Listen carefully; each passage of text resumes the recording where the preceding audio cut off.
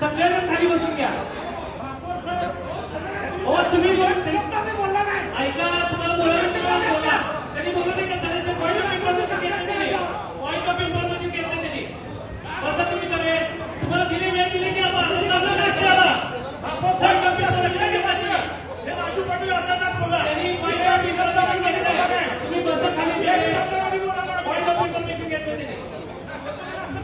बोला बाकीचे बोला. या विषयावर फक्त ऐकतं जावं सांगितलं तुम्ही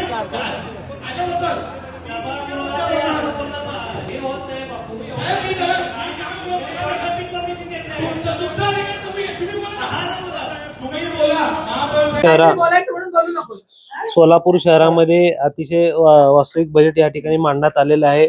त्याबद्दल आमचे सभागृह नेते नरेंद्रजी काळे यांचे मी या ठिकाणी समर्थन करतो. आयुक्त यांनी सुचवलेला जो अंदाज आहे 926-27 आर्थिक मध्ये बाबींमध्ये मिळणारे उत्पन्न 924 कोटी, तर स्थायीने या ठिकाणी वाढ करून 930 या ठिकाणी 30 कोटी या ठिकाणी सुचवलं होतं. तसंच मनपा अंदाज 990 कोटी, जवळपास 60 कोटी या ठिकाणी आम्ही वाढ केलेली आहे. सोलापूर शहराच्या विकासाच्या दृष्टीने अत्यावश्यक जे काय विकासासाठी जे लागणारे भांडवली तक्त्यामध्ये त्यात आम्ही रस्ते करणे, तसंच MIDC भागामध्ये मूलभूत सुविधा सुखसुविधा करणे, हातदोड भागामध्ये सुविधा करणे, परत शहराच्या सर्वांगीण विकासासाठी महिला जे रात्री अपरात्री शहरामध्ये फिरतात त्यांना या ठिकाणी CCTV बसून त्यांच्यावर जे काय शहरामध्ये प्रकार घडतो म्हणजे ह्याचा प्रकार जो घडतो त्याला आळा घालण्यासाठी आम्ही या ठिकाणी CCTV कॅमेऱ्यांचं या ठिकाणी नियोजन या ठिकाणी केलेले. महामानव डॉक्टर बाबासाहेब आंबेडकर यांचं इकडे या ठिकाणी संविधान भवन बांधणे या ठिकाणी 1 कोटी रुपये आम्ही या ठिकाणी ठेवलेले आहेत. मराठा समाजासाठी या ठिकाणी मराठा भवन बांधणे म्हणून या ठिकाणी 1 कोटीची तरतूद केलेली आहे. बसवेश्वर महाराजांचा पुतळा असेल, लिंगायत भवन असेल, या ठिकाणी आम्ही तरतूद त्यांना निधी देण्याचा या ठिकाणी आम्ही प्रयत्न केला. तसेच जो 54 मीटरचा सोलापूर शहराचा जो अनेक वर्षापासून रखडलेला जो विषय होता 54 मीटरचा, या ठिकाणी त्या ठिकाणी तरतूद ठेवून तो जो रस्ता आहे तो लोकांसाठी खुला करून त्या ठिकाणी जे काय आता अजून अडीअडचणी आहेत ते त्याला व्यवस्थित हे करून लोकांसाठी सोय करण्याचं या ठिकाणी आम्ही 1 कोटी रुपयाची या ठिकाणी तरतूद केली. आणि लाईट आणि दिवे त्या ठिकाणी आता रात्री देखील लोक प्रवास करतात त्याच्यासाठी 75 लाखाची या ठिकाणी आम्ही तरतूद केलेली आहे. अनेक विषय असं या ठिकाणी आहेत. हातदोड भागामध्ये प्रसूतीगृह बांधणे, परत तसेच शहरामध्ये देगाव भागामध्ये या ठिकाणी स्मशानभूमीची जागा जर अजून एखाद्या मिळत असेल तर तिथं त्या लोकांच्या सोयीसाठी या ठिकाणी बांधण्यात यावं म्हणून आम्ही या ठिकाणी तरतूद केलेली आहे. तसेच अजून बाकीचं बघायला गेले तर पदाधिकारी यांच्या पावसाळ्यामध्ये स्ट्रॉम ड्रेन लाईन टाकणे यासाठी 4 कोटीची तरतूद केलेली आहे. अनेक तरतुदी हेडगेवर पटांगण असेल त्या ठिकाणी आम्ही 50 लाखाची तरतूद केलेली आहे. छत्रपती संभाजी तलाव असेल त्या ठिकाणी मूलभूत सोयी सुविधा करणे म्हणून या ठिकाणी 1 कोटीची तरतूद या ठिकाणी आम्ही केलेली आहे. बरेचशा सोलापूर शहराच्या विकासासाठी अनेक तरतुदी आम्ही या ठिकाणी करू शकलो.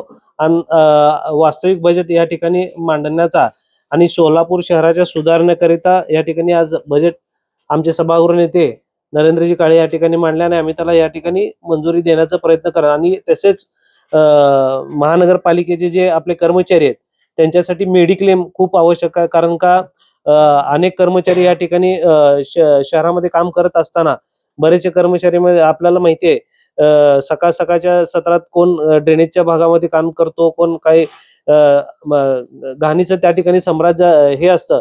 त्या कर्मचाऱ्यांना या ठिकाणी मेडिक्लेम मिळाला पाहिजे अशा दृष्टिकोनातून मनपा कर्मचाऱ्यांना मेडिक्लेमच्या सोयीसाठी या ठिकाणी 3 कोटीची तरतूद आम्ही या ठिकाणी केलेली आहे.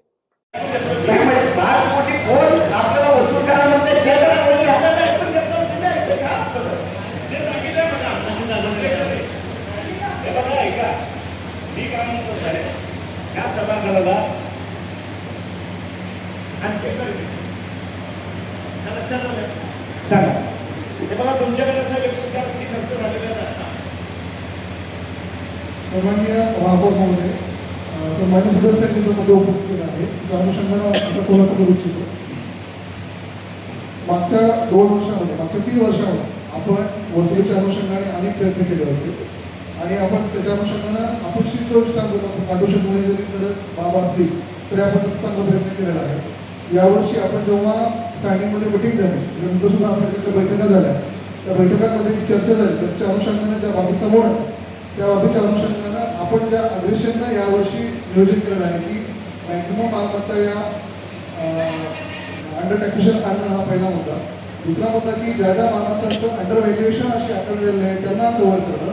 आणि तिसरा मुद्दा की ज्या अनऑथराइज डेव्हलपमेंट केली आहे अशा प्रगती अंडर टॅक्सेशन आणणं.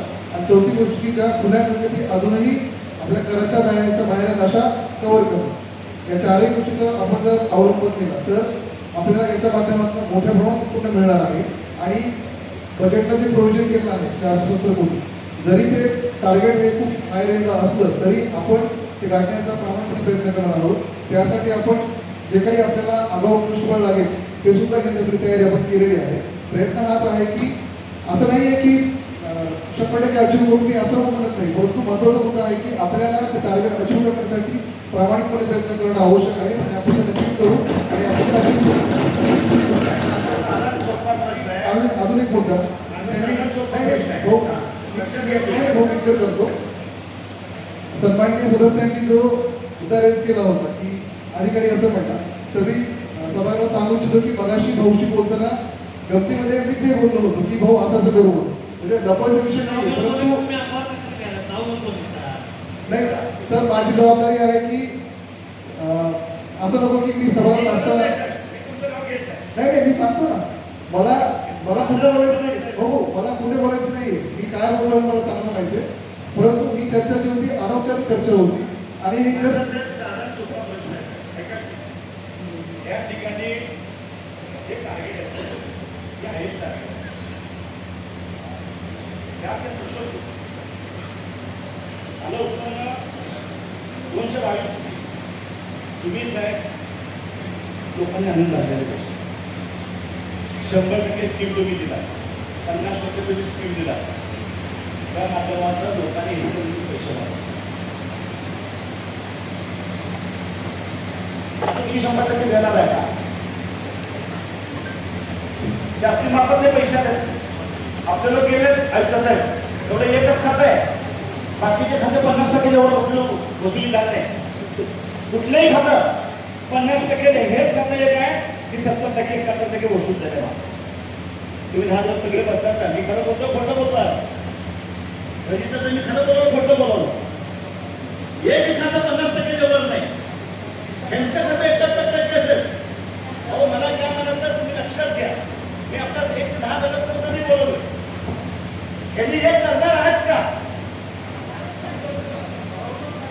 मागं ऐका, आम्ही सभागृहात कपात झाली निधी, तुम्ही त्या सभागृहात होता, उद्या बोलू नका साहेब. आयुक्त साहेब मागं एका आयुक्तांनी सांगितलं तुम्ही गणेश साहेब होता त्या सभागृहामध्ये निधी कपात झाली. हे सगळं नवीन नगरसेवक आहे. त्यामुळे आपली विनंती तुम्ही खुलासा करायला तुम्ही देणार असेल तर बरं, आम्हाला आनंद आहे. जर देणार नसाल पण येणार नसेल, अहो 200-250 कोटी तुम्ही जर टार्गेट करून देता साहेब, आपण 1000च्या वर तरी बजेट ठेवलं. आता 1400-1500 कोटी तुमचं बजेट केलं का 10% दर्जामध्ये वाढणार आहे साहेब. उत्पन्न वाढलं तर दर्जा वाढते ना, तुमचं उत्पन्न वाढलं दर्जा वाढते का? मला सांगा, खुलासा द्या. आपण 1000च्या का ठेवत होतो? जेव्हा महानगरपालिकेचं उत्पन्न वाढलं तर दर्जा वाढणार आहे का? जर वाढत असेल तर शासनाने आनंद आम्हाला घ्यावा. खुलासा करू नका.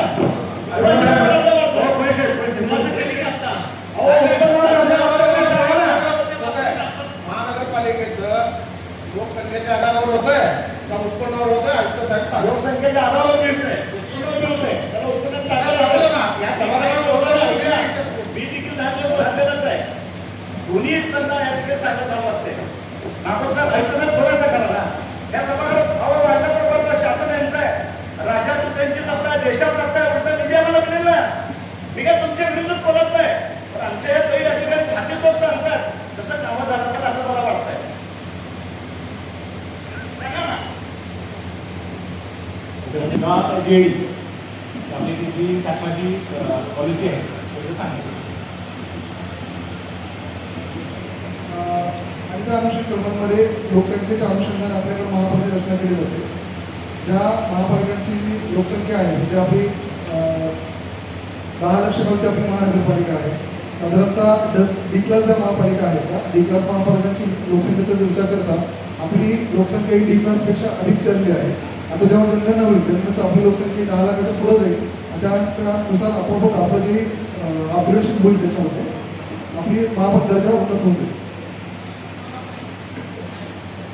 दर्जा एकदा उन्नत झाला की त्याच्या अनुषंगाने ज्या काही शासकीय योजना आहेत त्या शासकीय योजनांमध्ये आपली भागीदारी सुद्धा वाटते आणि आपण काही नवीन योजना पद्धत होतो. नागपूर साहेब माझं म्हणत ते आहे जनगणना तर गावात नाही, तुमचं रिव्हिजन झालं नाही, तुमचं ऑडिट झालं नाही, कसं चालणार साहेब? ऑडिट नाही महापालिकेचं प्रत्येक वर्ष